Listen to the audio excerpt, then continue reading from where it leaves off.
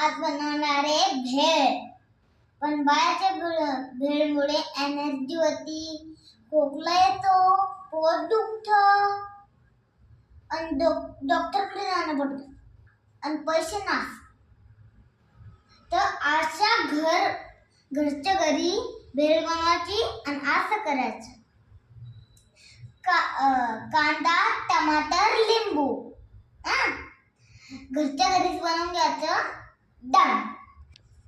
3 प्रकारच्या शेव, मुरमुरा, कोथिंबीर आणली नाही पण ती पाऊस चालू होता त्याच्यासाठी मी आणली. आता नमस्कार, आता करून दाखवतो.